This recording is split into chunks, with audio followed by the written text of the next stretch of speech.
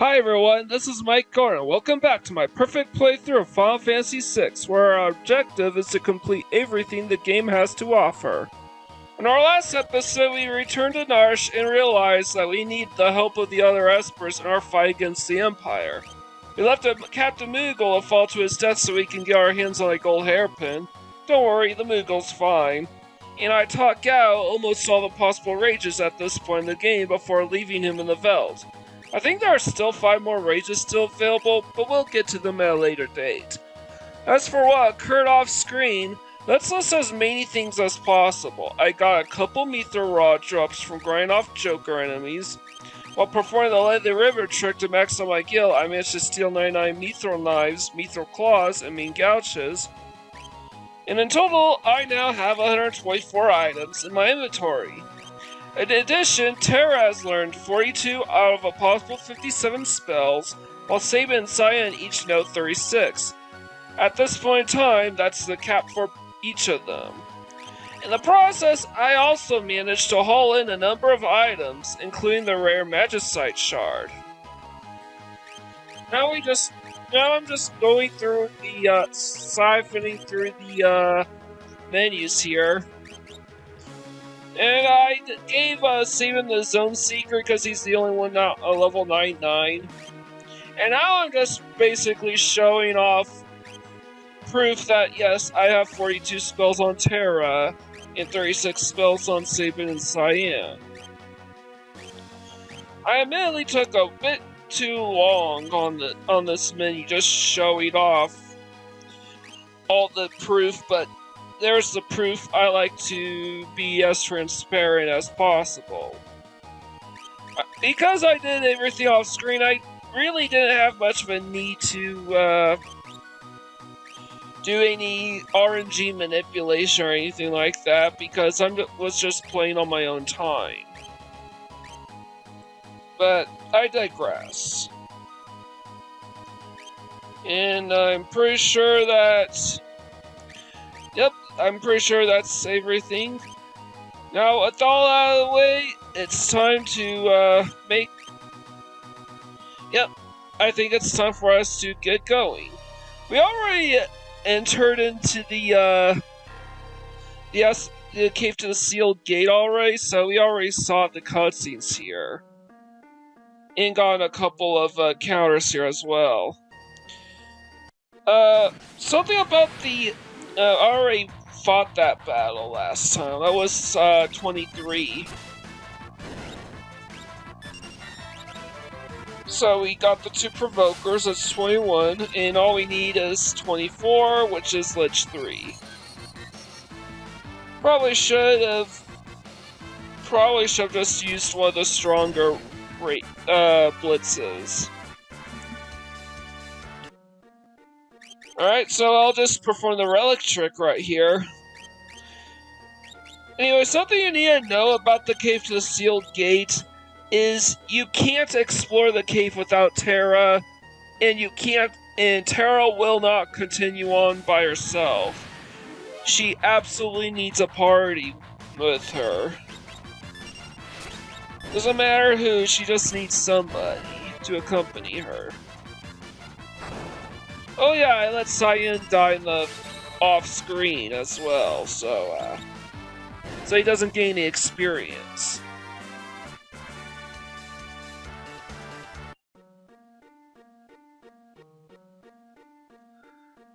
Alright, so I did not get any encounters in this room, but there's only one that is exclusively available here, and that's 10-1. We already got 21, and 20-0 will appear later on in the cave. Well, we already got the one that we want, the one that's only available in this room. So it's time to move on. Now, I'm basically just... Before I continue on, I realized I should probably remove the sprint shoes because this room has a bit of an interesting puzzle. Anyways, I off-screen a bunch of battles because I didn't get the ones I want, and I'm just showing the 2 battles that I need. which is our interesting zombie dragon. Or 22 in 1906.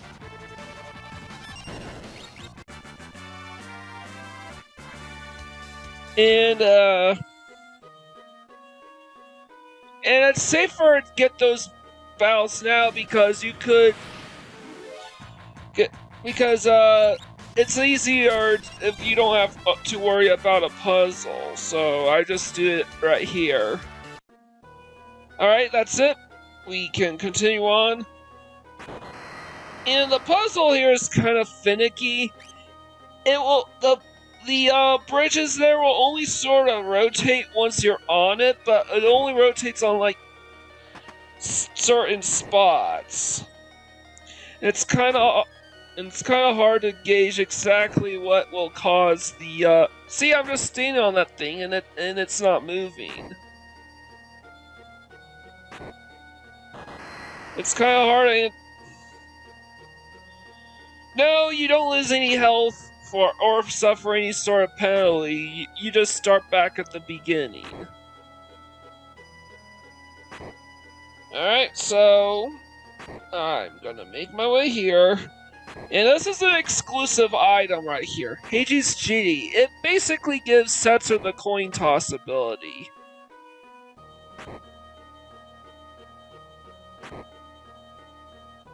And it is the only one of its kind in the entire game. There is no other way to get more of them. Yeah, my strategy is just study the alternating patterns and then cross. You want to hold the direction you want to go because there's no guarantee that it will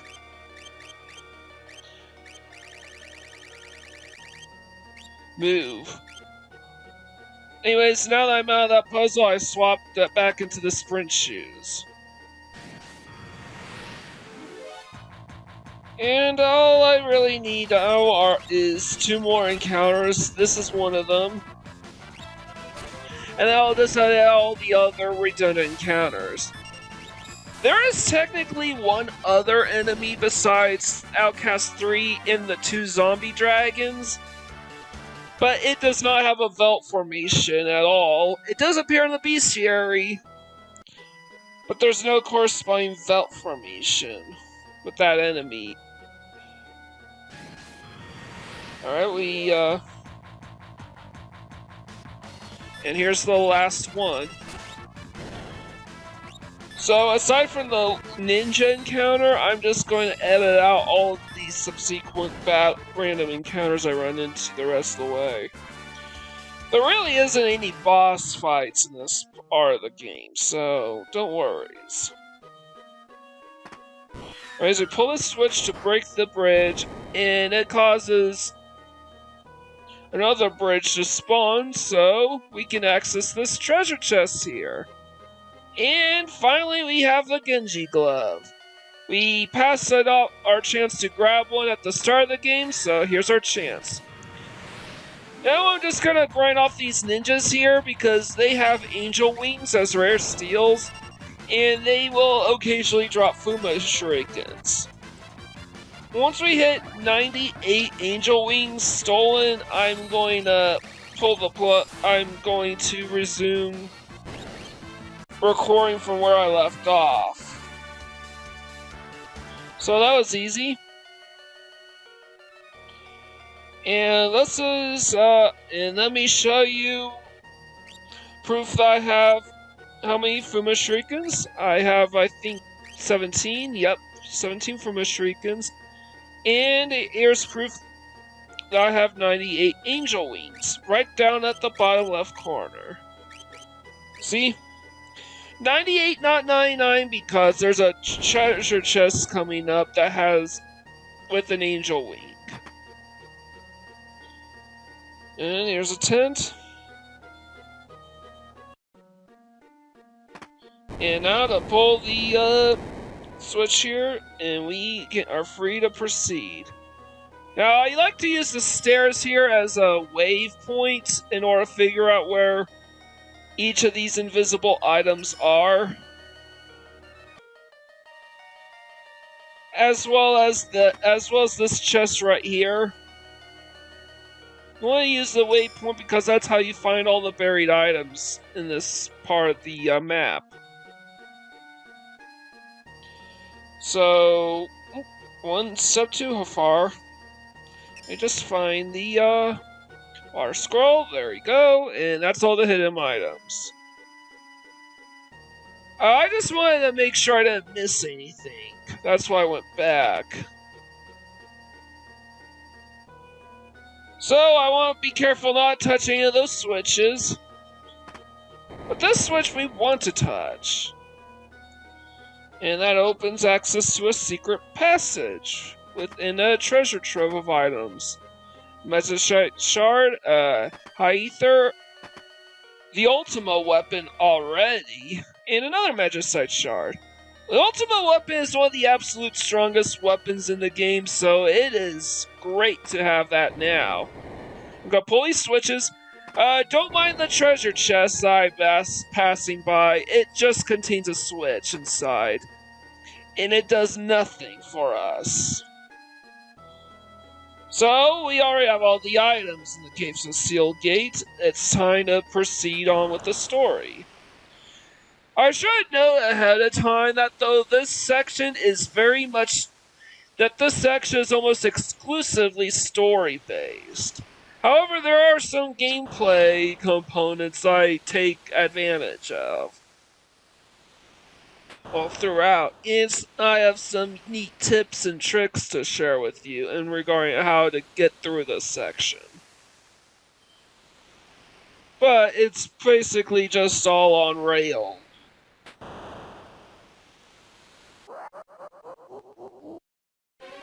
Oh, god damn it, Kefka. Okay, hopefully this doesn't get like a copyright strike or anything. This is the first time this music track has played in the background. Alright, hopefully we can take care of Kefka once and for all, but probably not because Kefka's just a sprite and it doesn't have like an enemy icon. So unfortunately, this is really just an interactive cutscene.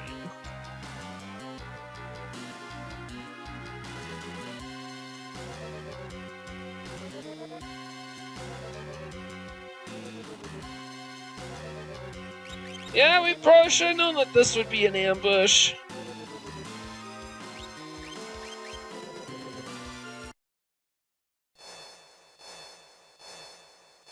Alright.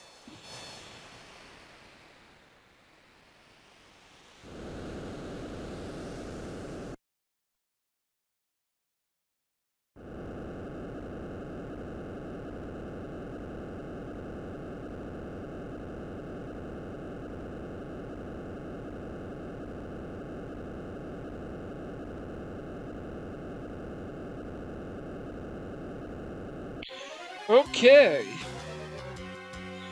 Things are about to get interesting because we just unleashed a crap ton of espers upon the world.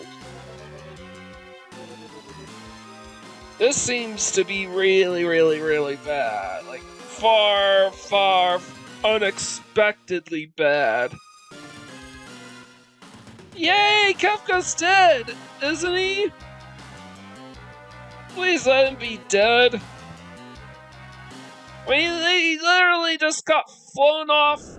He just got blown away by all these espers. He's gotta be dead.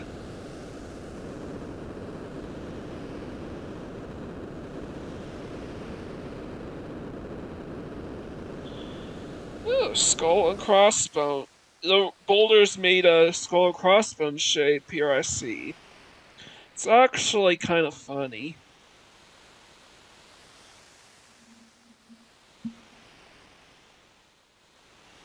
Alright. Yeah, we should head back to the airship. But, although we could just leave where we came, I'm going to take the fast route and just use teleport.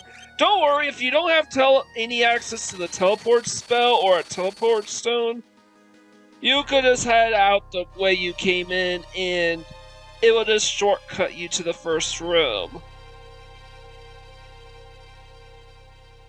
Alright, priority for the party member that greets you is Locke, Cyan, Edgar, and then Sabin.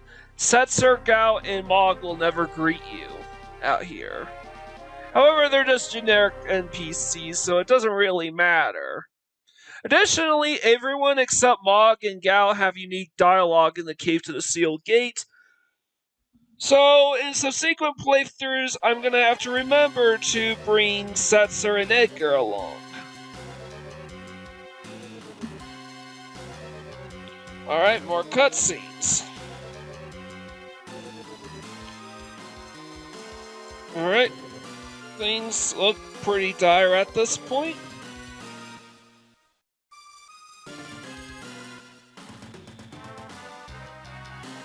Alright. It looks like the Espers are just wreaking havoc on the southern continent. Although we want them to aid us in our fight against the Empire, it seems this is becoming something of a regrettable decision.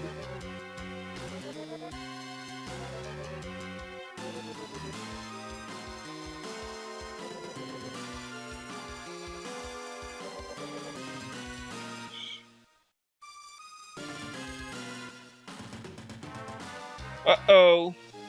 That can't be good. And, yeah, for the record, I'm not moving the airship around, it's just spinning around by itself. I know when playing through this game and trying to save my game right outside the observation post, I was losing control of the airship similarly, but no, this is just a cutscene that's taking place.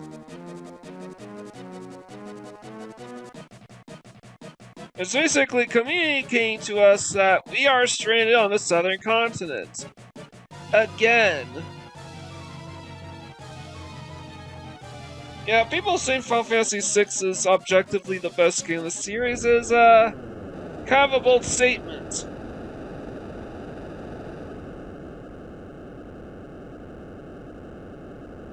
By the way, I don't like how the Game Boy Advance handles Mode 7, it just makes me dizzy.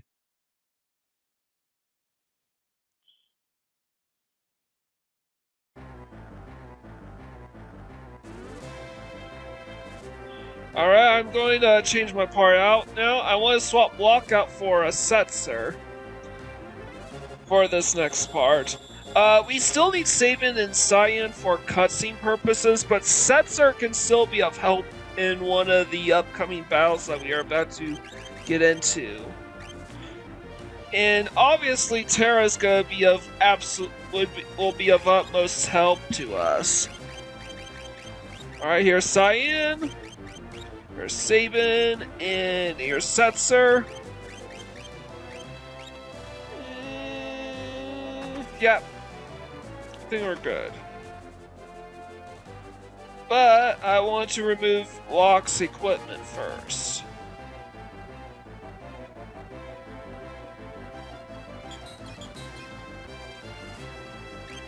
By the way, this also affects characters like Gao, Mog, Shadow, and Celeste as well. Alright, I want to make sure all the unique items remain in the inventory. And then,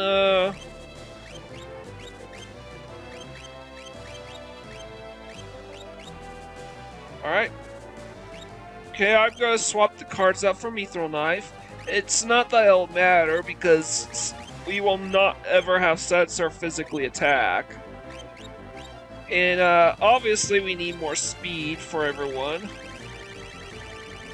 So I'm making sure everyone has a Hermes sandals. And honestly, I think Cyan probably should have had like an area or something, but I wasn't thinking with too clearly, so I just gave him Giga's glove. None of that matters because Cyan doesn't really do much of anything in this episode.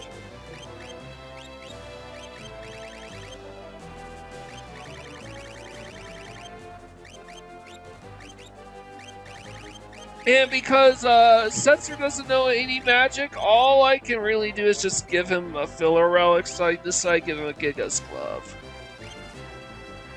But this ensures that all my characters are faster than the enemies, including the slow as nails Cyan. Now I'm gonna reset everyone's level, and then I will proceed onward to the Chocobo Forest. Alright, gotta run a Chocobo, and I'm gonna make my way a Vector. After all, that's what we wanted. We wanted to release the Espers and attack Vector. However, since we only have 9 recruits, and we have not seen any traces of 4 of them already, I think it's safe to say that we still have plenty of game left to play. But man, this just makes me dizzy. I know this is probably a sign that I'm getting old. I'm 31 years old, turning 32 this June. But I honestly have a hunch that the Game Boy Advance does not handle Mode 7 very well.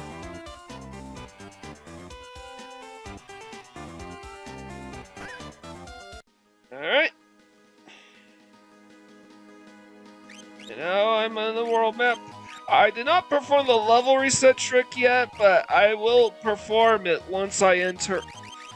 But it will be a seamless transition once I enter Vector. I promise you, my character's levels will be reset. Alright.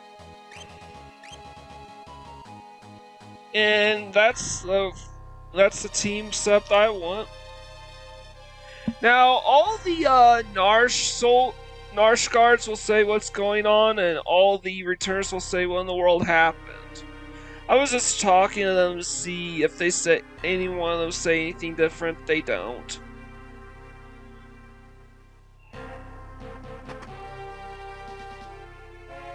And it seems like even the buildings have been cleared out. Vector appears to have been fully evacuated. What happened here? Did Espers do this? No. And yeah. Things look pretty bad here in Vector. Ooh. Alright, so here's how this upcoming section is supposed to work. The Emperor Gastal is about to surrender to us unconditionally and wishes to discuss the battle plan on how to handle the Espers and try to talk them down before they destroy the entire world. And he wants to have a discussion on the matter over a dinner between the Empire and the Returners. And we will have 4 minutes to talk to as many soldiers outside of this room as humanly possible in order to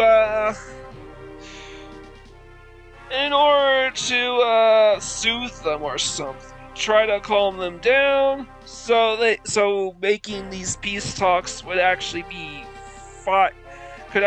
made feasible.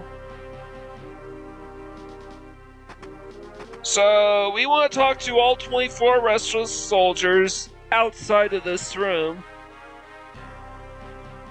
And 4 of them are especially itching for a fight, and we have to defeat them. And in addition, we have to defeat those 4 in battle. Each soldier we talk to gets you 1 point each, with the 3 sergeants in the mega armor handing out an additional 5 points each if you manage to defeat them.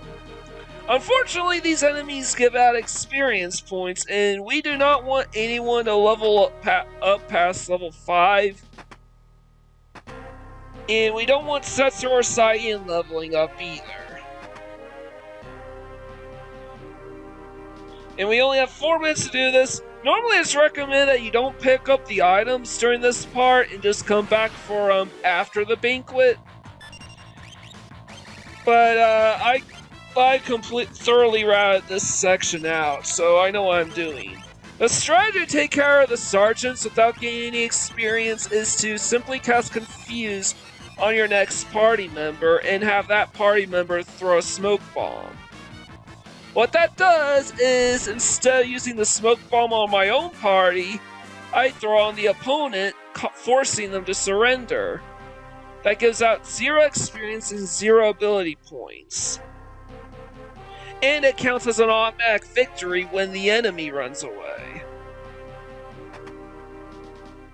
Alright, that's 10 soldiers down, 14 more to go. And that's our second sergeant battle, so once again...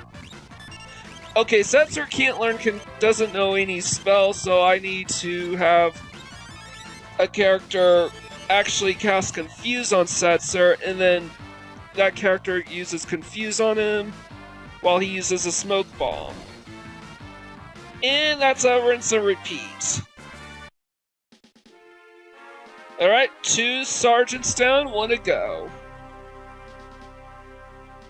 We also need to take care of one of the enemies is also a Mega Armor that will also deal out 5 points if we defeat him. And this is on the off chance that you just so happen... Come on, talk to this guy already. There, finally. At least we have plenty of time still.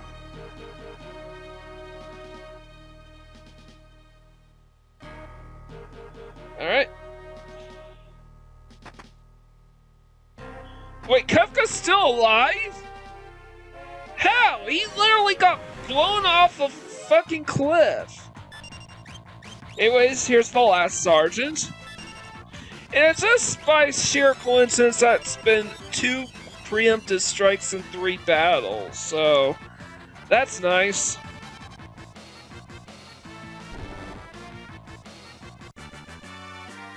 Alright. Unfortunately, you cannot run away from a Mega Armor, so the smoke bomb trick won't work. Not even if you confuse the character that uses it, it won't work. But if you missed the chance to add Mega Armor into your bestiary, this is basically your last chance to add them.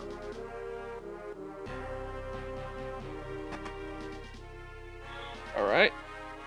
Got the Gale Hairpin. I think we're at 130 items now in our inventory. And we got all the items in the Imperial Palace. So, we're gonna skip the next room because that room is the jail and Kefka's inside. We don't want to speak to him. Alright, I'm gonna save that other Mega Armor for last because that's the one that we have to fight. And I don't know how tough he'll be, but spoiler, not that tough. But first I have to kill Setzer so he doesn't gain any experience in this fight. Setzer's not needed in this fight, so gaining experience here will automatically level him to level 5, and we don't want that. If you can somehow get Setzer at level 3, however, this would probably be an ideal spot to get him to level 4.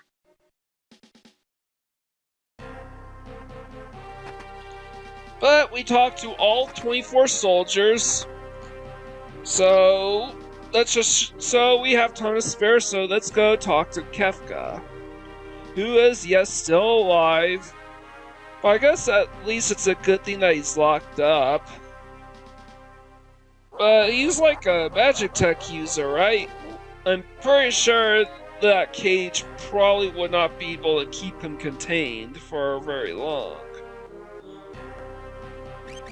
But Kefka doesn't seem to be particularly interested, which is probably not a good thing. And I used a Rise on Setzer just in time for the clock to hit 0. So we are at 44 points, which is the max up to this point in time. And you want to make the right dialogue options in order to max out your points to receive the most valued prize here, which is the War Bangle. So the first option is to raise your glasses to our homelands, whatever that means. I don't think anyone's original homelands outside of Cyan is known. Yeah, Gal's born in the middle of nowhere. We can assume Mog's, and we want to say leave him in jail. And it's not as super common sense on which answers are the right ones. You want to exude guilt, but you don't want to make them to be the bad guys, and you also want to make common sense answers. So you don't want to. So it is a bit tricky to narrow down what the right choices are. Now here, all three choices will give you points, but only the first time you ask them.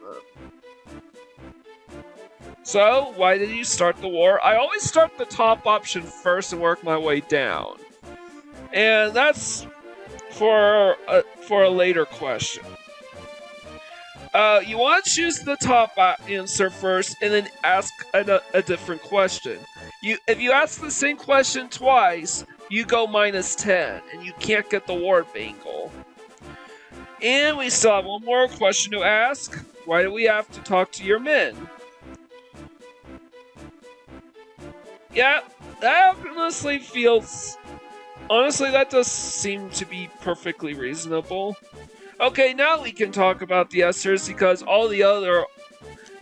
we shouldn't be asking any question the same one twice unless asked.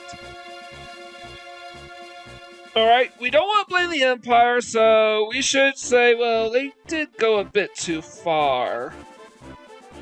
Now, the first question you asked during out of the three questions before, the first one you ask, you have to repeat that one here for the 5 points. And I always do the top one because it's easy to remember.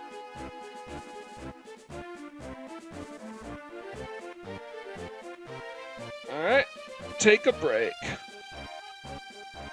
Yeah, you want to take a break because this is the only way to battle the Imperial Elites, which also are a +5 if you defeat them in a couple minutes.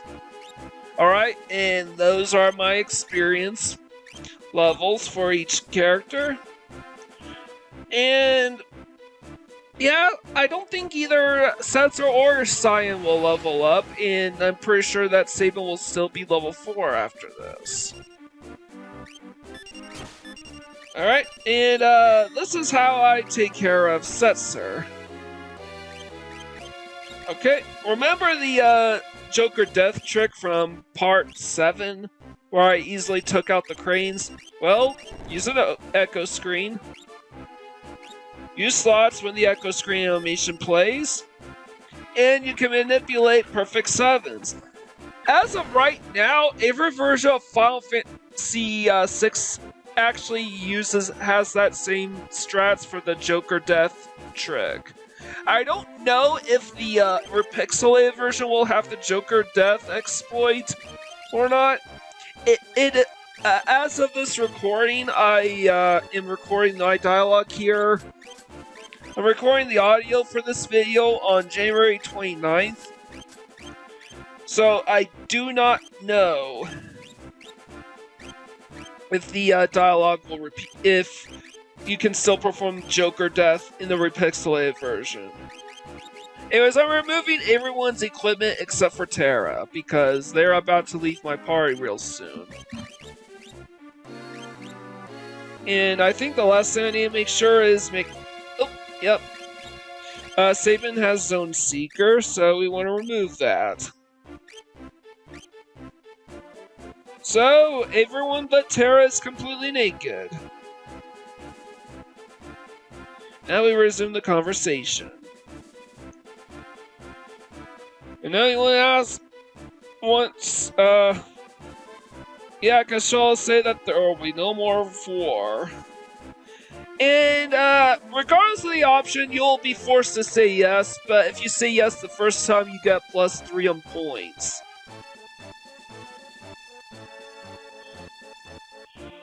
So there is a little trial and error if you mess up a little bit here or there. But you are still expected to defeat the other 4 guys, or else you won't be able to get the best prize.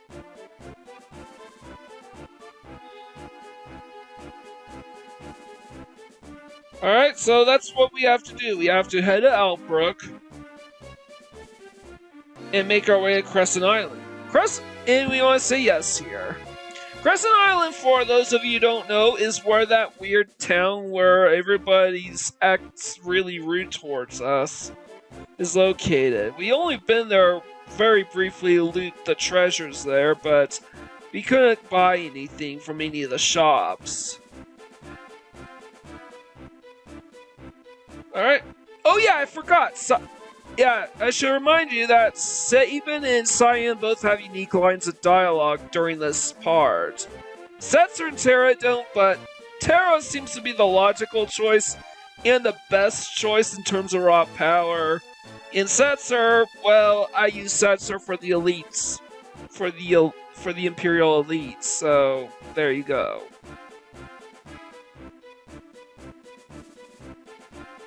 Alright, so Locke wants to come along as well, so we gotta invite him along.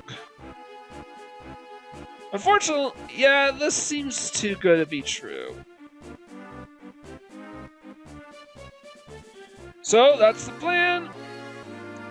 Terra and Locke accompany General Leo and a couple others to Thamasa, where we have to find where the Espers are located.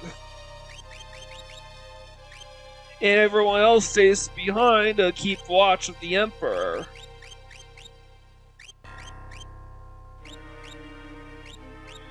Alright. I want to make sure that Locke is equipped with the Hawkeye.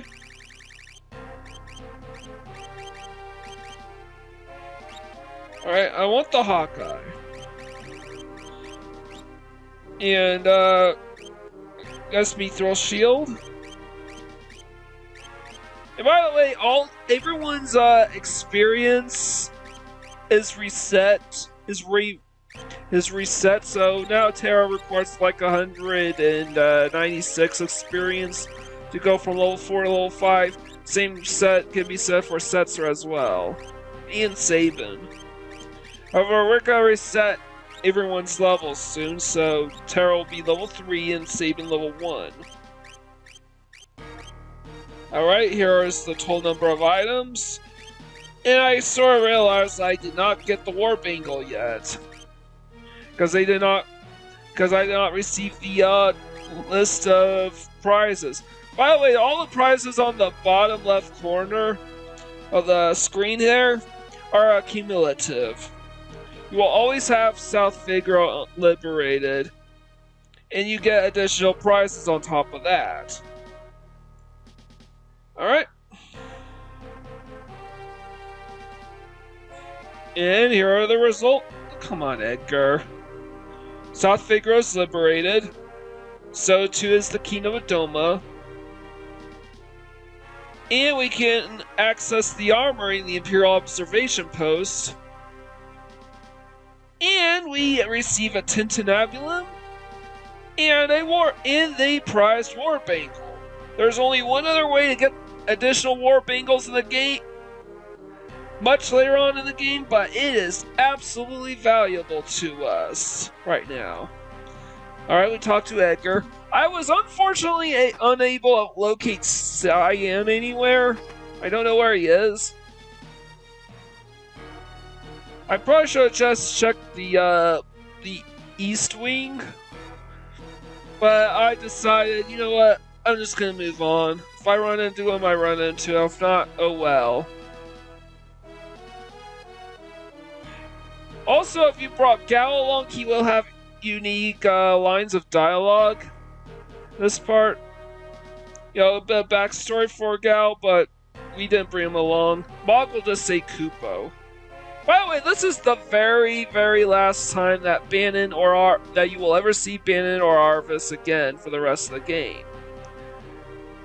Use your imagination. For the record, Gao and Mug can normally be found in this building, the pub. But I left Gao in the Veldt, and I chose to let Mog fall off a cliff in favor of Gold Hairpin. So neither one of them are available.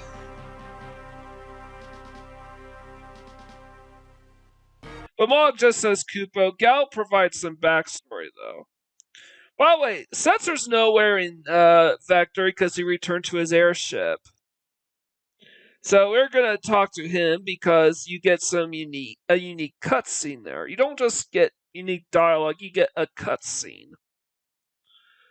So I'm just fast forwarding through all this rubbish. Nothing really special happens. I think I tried maxing out on a couple items, like the echo screens, since I used one.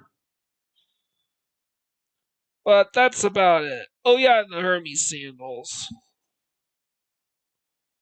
And I rent a Chocobo, make my way back to Miranda, which is the other town on this continent. And I'm gonna see if there's any items that are worth picking up. And there wasn't, so I make my way back to the airship.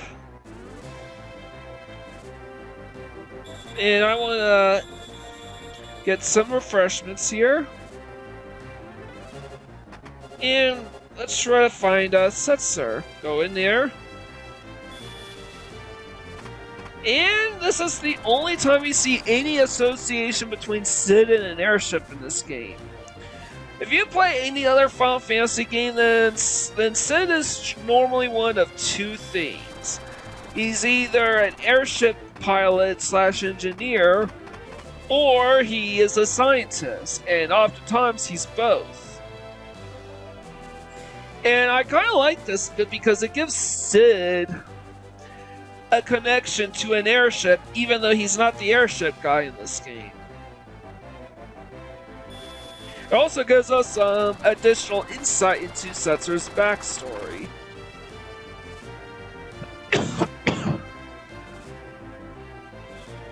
Excuse me. Yeah, I actually do like, and this is the only time in the entire game that you get this cutscene. You have absolutely no reason to go back here to watch this, because it's so out of the way. But if you go out your way to witness it, it is honestly a bit rewarding. So there was another airship, and he had a friend named Daryl, who was the greatest airship pilot in all the world.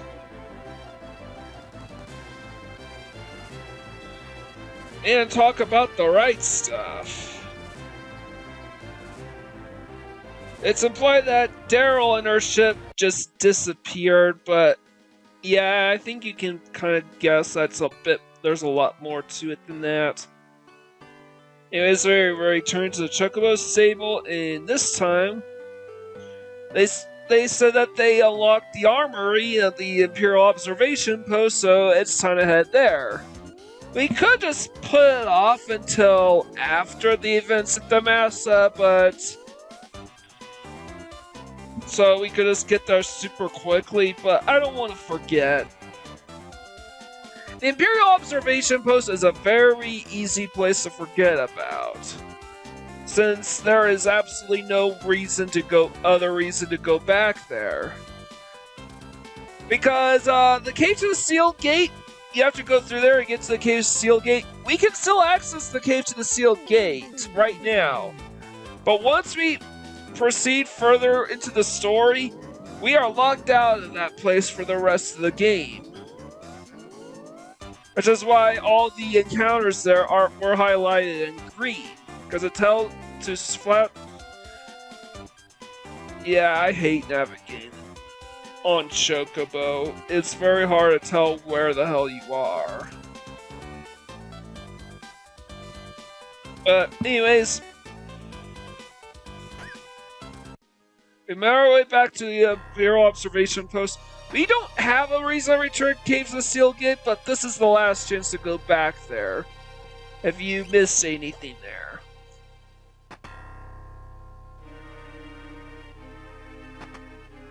Alright. So we're just gonna loot all the items there. I maxed out on Angel Wings. And picked up some gills, some high ethers and potions. There's a flame tongue in the stove. Maxed out reflect rings. And Hermes sandals. And got our first angel ring. And there's a hidden elixir. We technically could have gotten angel rings from the auction house in Jador, but I never ran into them, and they're pretty expensive anyways. There's an easier way to get more angel rings. They're just an auto-regen item. So now we're heading back to Walbrook, so time to fast forward all this. And there I realized I moved past Albrook. So I'm gonna save my game and reset everyone's level.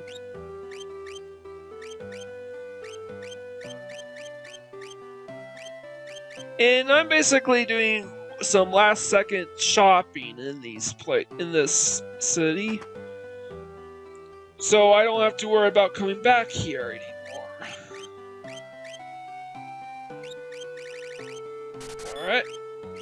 Alright, might as well max out Flame Scroll on all the scrolls because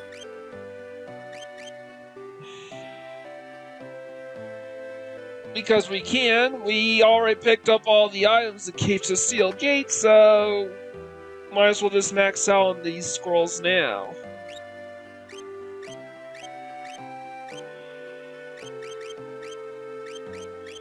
And you know what? I'm gonna nearly max on Mithril Vest. There's a character that will still carry one. And I'm gonna max in with careful consideration. I decided that yeah, I'm gonna max out on Twist Headbands as well. Okay.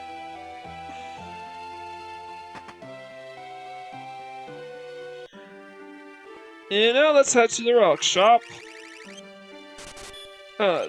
Why is this music playing in here? That's usually not good. Oh well.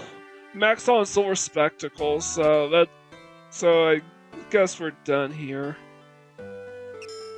So now we head to the harbor, pick up the teleport stone, the crate. We couldn't access this harbor before, but now we can, so we have officially got every item in Albrook. And that's the result, 132 items. We're almost halfway there. Ah, there you are. And in addition to Celis, if you did not talk to Shadow at any point in time prior to this moment, this is where you actually properly get to name Shadow, and you officially recruit him to your party. And which means this is basically the only place in the game where Shadow is a mandatory character.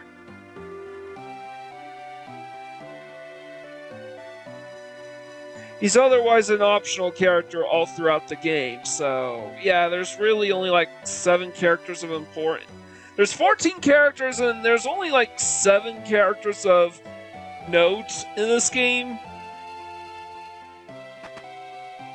You know, you got 3 optional characters, 2 glorified extras, and 2 others who appear so late. Oh yeah, generally arranged for a free in for us. Change perspective to lock, huh? Yeah, we know what this is about. It's about Lock and Interceptor. No, I mean, of course, Locke and Celis. Yeah, I remember the last time the two went together. And now Celis is kind of stuck in a bind between her friendship with the Returners and her loyalty to the Empire.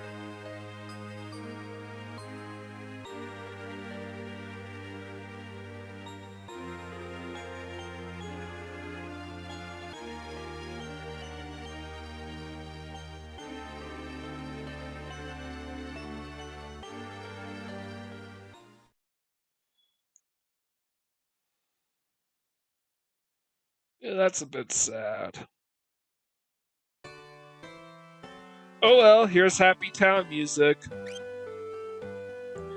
And I should remind you, I performed the level reset already, so Shadow would be level 3 right now. And Celis is actually level 4 because we leveled her up once at the Magitech Research Facility.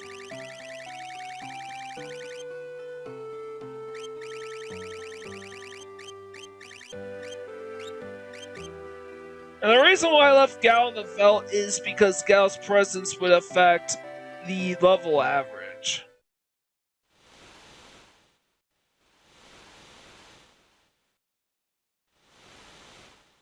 So now we're setting sail to Thamasa. By the way, General Leo just stated that it takes a day to get to Thamasa. From Albrook, look where we are! In real life, that's like a longer trip than the Titanic, than it is to cross the Atlantic from merry old England to New York City. Man, that's crazy. That's crazy fast.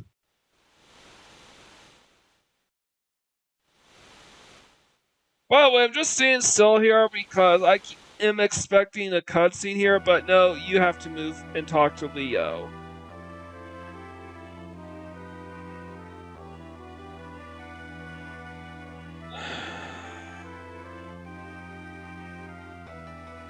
Alright. Just a heads up, I'm going to have to get ready to leave for work real soon, so I'm going to try to get to continue with this recording for as long as possible, but yeah. Don't worry, I'll only have like a few minutes of footage left to narrate. So I'll just get to this part. So yeah, Terra still doesn't think she has emotions, but it's clear that she's expressing emotions.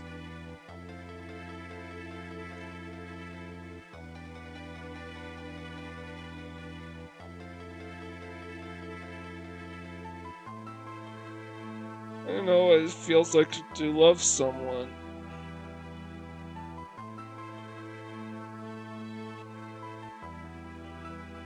Alright, so,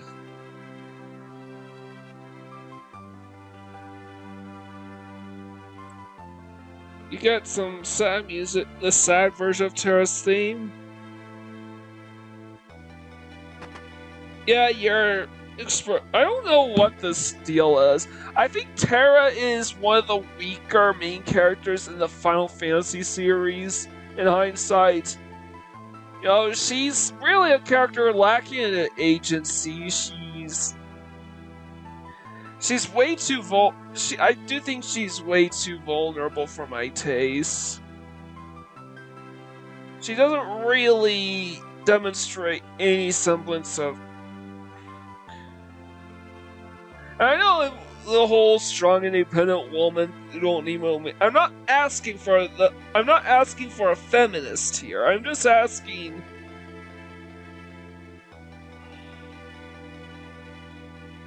for someone more assertive. This is all. Somebody with a call to action. Somebody who's not constantly passive. Doesn't have a constant passive voice. Okay, Locke has this comic relief bit. Considering how fast they're moving to get to Thamasa in a day, I can understand getting seasick because, jeez.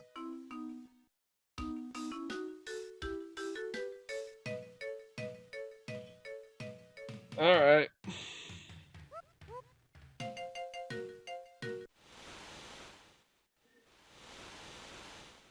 So we are about to make landfall at Thamasa.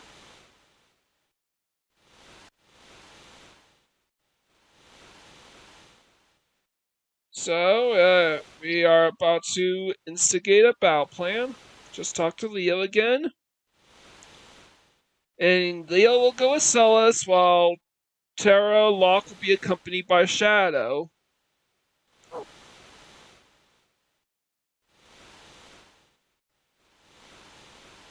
Alright, so,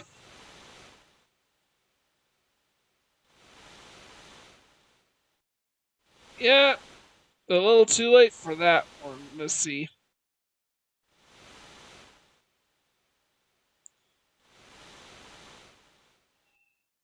Alright, so I'm going to try to arrange the, oh yeah, I forgot. You want to put the warp angle on because that reduces random encounters. The chance of getting random encounters. But I want Shadow have the warp angle.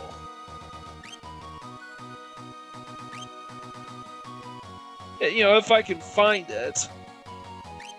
Where is it? Come on, where is it? Where? I just want to make sure that it's there. Come on, where is it? Okay. I forgot that I need to equip Shadow still, so that Titanabulum does nothing. But my tip here, I gave Shadow Golem just for a level up. However, I realized that you don't want to run into any encounters here. So, I basically manipulate the encounters here to avoid random encounters. But my tip, as always, is to few steps save, and then just save buffer. That's how you save buffer. But at some point, I kind of realized I don't want to level up Shadow because I don't want to run into any random encounters. So Shadow's going to gain an extra level by default soon enough, and with no stat bonus. But I'm fine with that.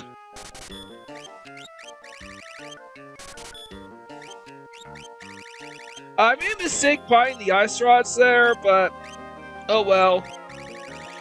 There are 6 new items you can buy in these shops. 4 items, the Flame Rod, Thunder Rod, Heavy Lance, and Darts are all weapons. And then 2 armors. Those be Mystery Veils and Gaia Gear. They're actually really, really good weapons and armor at this point in the game, by the way.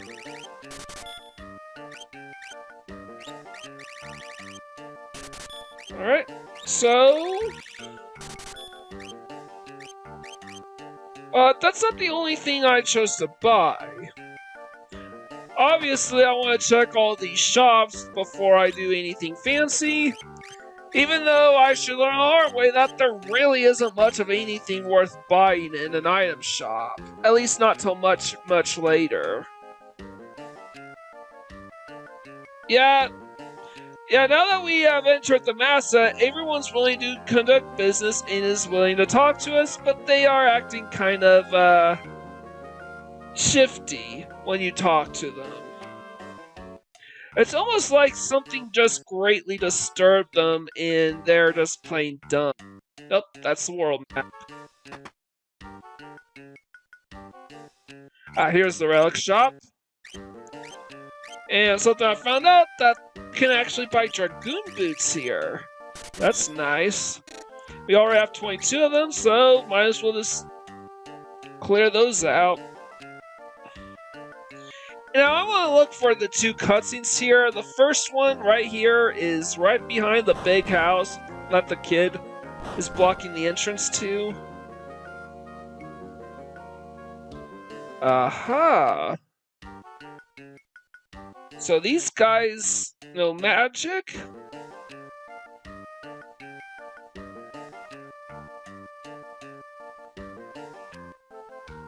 Alright.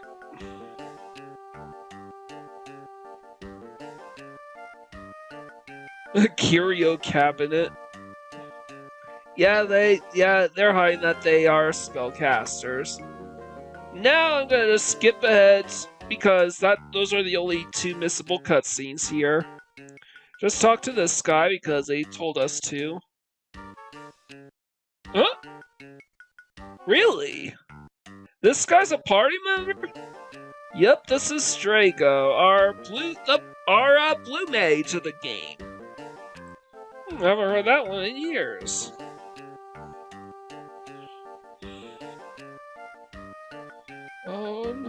Thing. Yeah, I totally would buy Rabbit when us. Basically, like Winnie the Pooh asking if anyone's home and Rabbit saying nobody. For anyone who watched Winnie the Pooh growing up.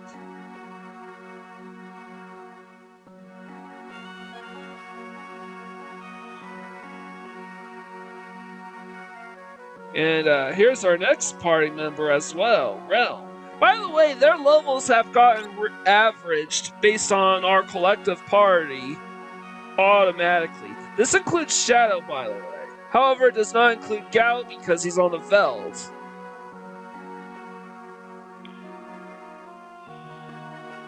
Yeah, I like how they're just playing dumb and Realm doesn't care.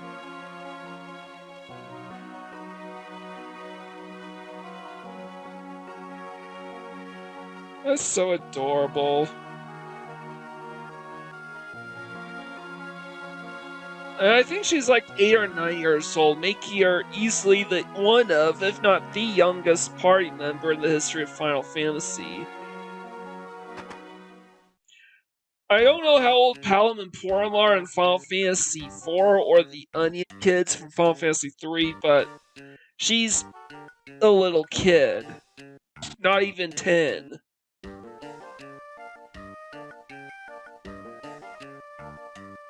But it's kind of strange. Shadow's dog is known to bite people, but is very friendly with Realm for some reason.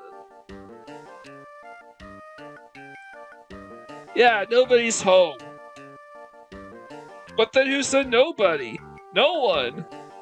But somebody just said nobody.